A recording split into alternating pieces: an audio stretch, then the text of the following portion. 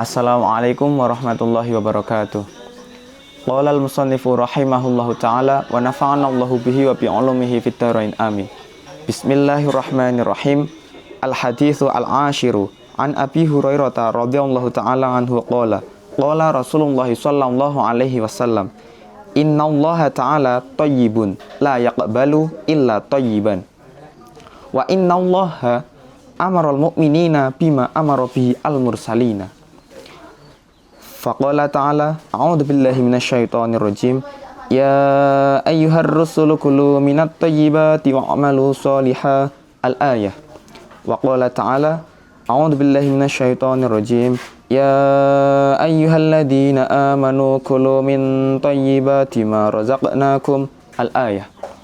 Summa dzakara ar-rajula yutilu as-safara asy'atha aghbara yamuddu yadayhi ila samai. Ya Rabbi, Ya Rabbi.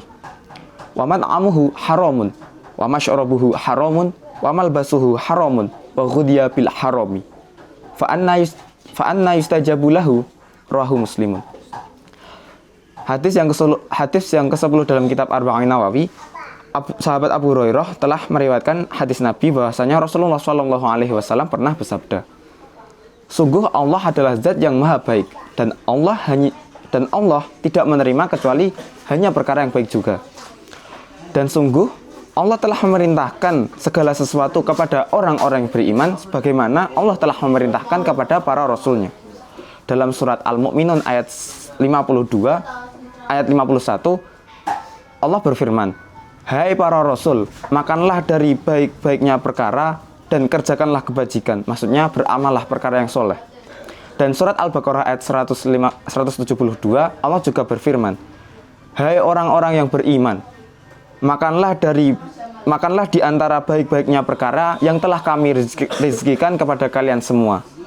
Setelah itu Rasulullah menuturkan seseorang yang menempuh perjalanan jauh hingga keadaan rambutnya sangat kusut dan badannya berdebu, seluruh kujurnya berdebu, dan ia menengadahkan kedua tangannya ke langit, maksudnya berdoa, dan ia berkata, wahai Tuhanku, wahai Tuhanku. Rasulullah juga menjelaskan, sedangkan makanan yang ia makan adalah perkara yang haram, minuman yang ia minum adalah perkara yang haram, pakaian yang ia pakai adalah pakaian yang haram, dan bisa dikatakan ia adalah orang yang dikenyangi dengan perkara yang haram. Lalu bagaimana diijabahi darinya, maksudnya doanya?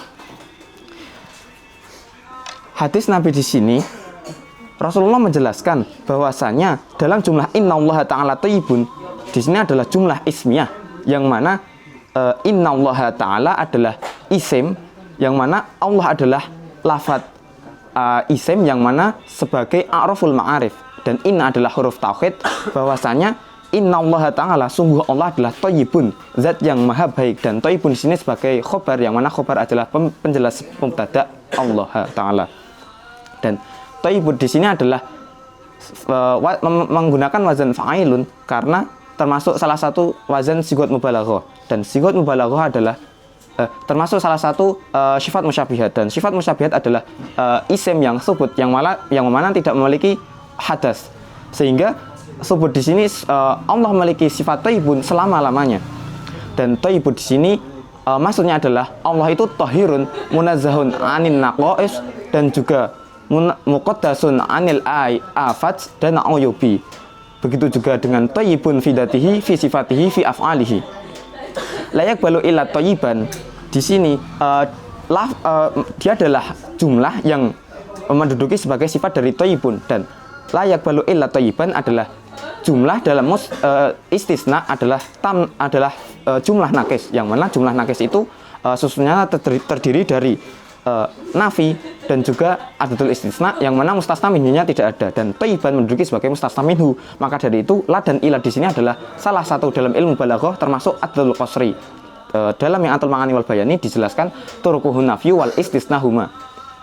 Dan thayyiban di sini melingkupi 4 aspek. Yang pertama adalah af'al, aqwal, amwal, dan juga i'tiqadat.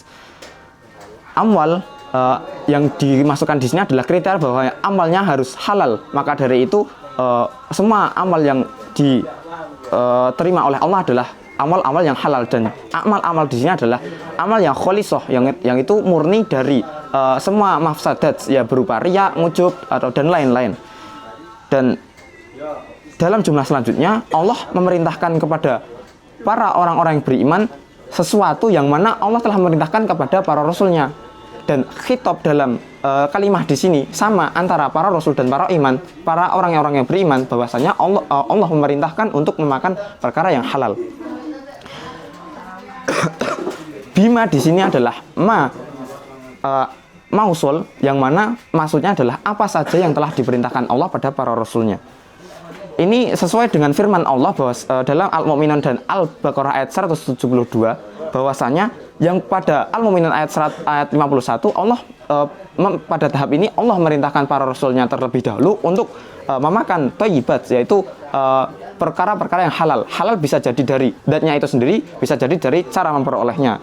Dan thayyibat melingkupi 4 aspek tadi. Dan thayyibat di sini sebagai aspek pendukung atau pendorong atau penolong para orang yang mengkonsumsi thayyibat untuk wa'malu sholihan atau beramal soleh. Dan wa'malu sholihan di sini adalah sebagai penunjang seseorang untuk diijabahi doanya. Dan dalam ayat ini kulu menggunakan fi'il amar karena al aslu fil amri lil wujub.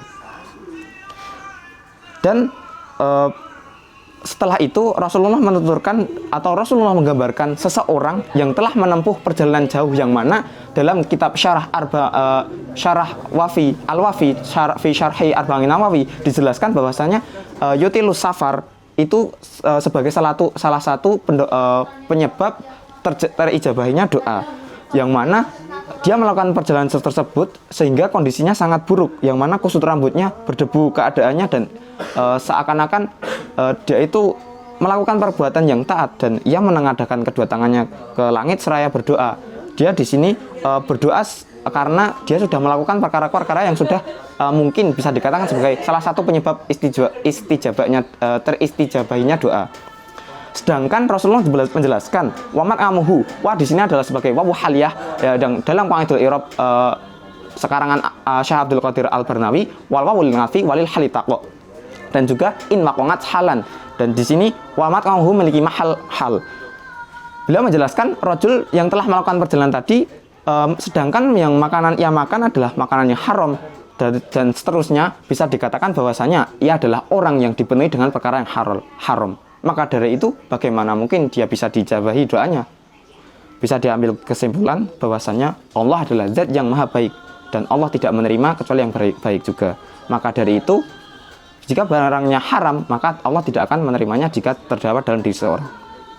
Sekian dari saya. Wassalamualaikum warahmatullahi wabarakatuh.